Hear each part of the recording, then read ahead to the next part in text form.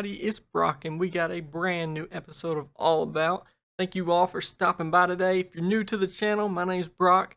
I like to just give everyone a really good, high-level, quick video you can watch while you're shopping in the store or shopping online. That you can watch it, and by the end of the video, you will have a pretty good idea if this is a good fish for your tank, or you might need to ask some further questions. And you can reach out to me on social media or comment down below, and I'll be happy to help you. Today's episode, we are learning all about the Pakistan butterfly fish, or as other people like to call them, the red-tailed butterfly fish. It's a hard one to find. I know a lot of people have been asking for it. We finally got one to see in person, so I had to get some footage of it. He is definitely shy. They can be a very shy butterfly fish at first, but usually once they're in the tank and comfortable, they are swimming out and about in the open. Prices on them you'll usually see are juveniles run about $75, and adults you'll easily spend $100 or more to get one. So they are a much more higher priced butterfly fish to have in your tank. Tank size, usually about a 120 by the end of their lifespan. They will get pretty large for a butterfly fish, so you want plenty of room for him to swim around in. Care level, I would say moderate. The main reason is really just their trouble with eating. And I really recommend getting juveniles if you're going to get one and you're scared of them not eating what you already feed, because a lot of the adults people will get, they're used to eating what they were fed, either in the wild or what the fish store was feeding them. So if you are getting one from a fish store, definitely ask them what they're already feeding them, and it'll make it a lot easier of a process of getting them to eat in your own tank. Temper, he's definitely peaceful, like I said, almost shy at times. They stayed towards the back most of the time to get an up-close shot was not in this fish's idea. So, but once they really get accustomed to the tank, they tend to come out and swim out in the open all the time. Reef safe, definitely not. I wouldn't recommend it. I've seen some people get away with it, and it's just really just the luck of the fish you got. They're bad about picking at corals, especially stony corals, clams. Polyps are a big thing in their diet in the wild, so you can bet they'll go around and pick at those if they are in your tank. So if it's mine, I'm putting them in a fish only, just with live rock tank, because you'll do a lot better and stress out a lot less with him going after your reef. Temperature, you want to keep it 72 to 78, DKH 8 to 12, pH 8.1 to 8.4, and your salinity 1.020 to 1.025. All that's basic there. That'll keep them good and happy. Max size, they can get about 8 inches by the end of their lifespan. That's a very large butterfly fish to have in your tank, and that's why I recommend trying to get a little bit larger of a tank whenever you're taking care of one of these. Coloration on them is very pretty.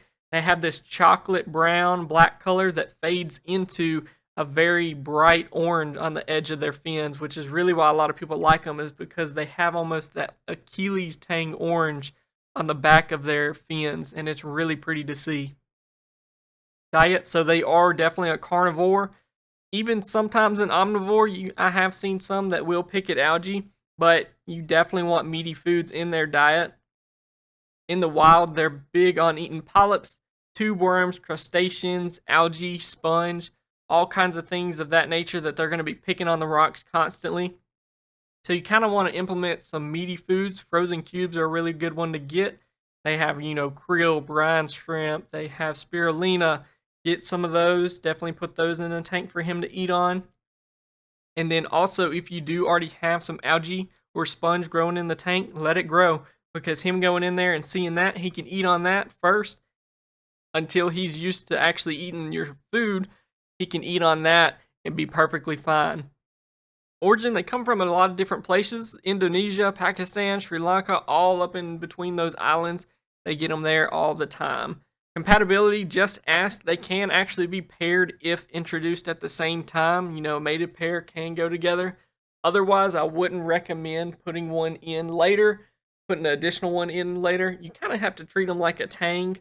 Tangs tend to do best if they're mixed, putting them in the tank at the same time. So if you had a large enough tank that you were wanting, 2 different kinds of butterfly fish, you'd want to try to put them in as closely as possible into the tank. They tend to get territorial over the tank, so you definitely want to avoid any of that aggression by adding them at the same time.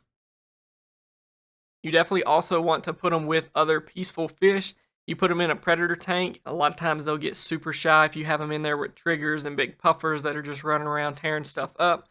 He'll be a very shy fish in that kind of tank, hiding behind the rocks, not coming out. But if you put him in some peaceful fish-only tanks with, gobies, clownfish, angels, tangs, things like that, he'll be very happy.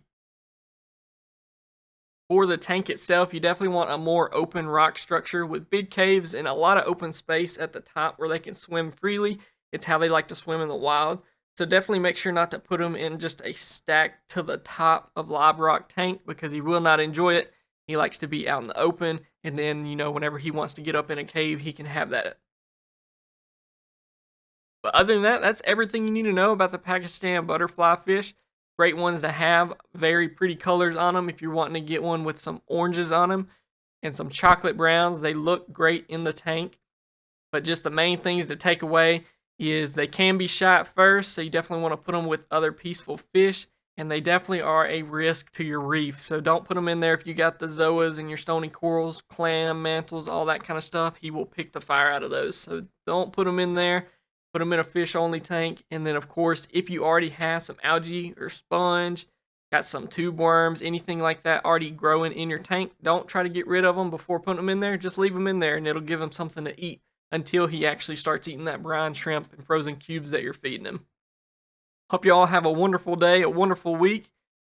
Make sure to like and subscribe. Tell your friends about us. We got a ton of content out here for y'all to check out. We'll put up some more butterfly fish you can check out at the end of the video. Make sure to check those out and see which one would be perfect for your tank. Hope you all have a wonderful day, and I will see y'all later.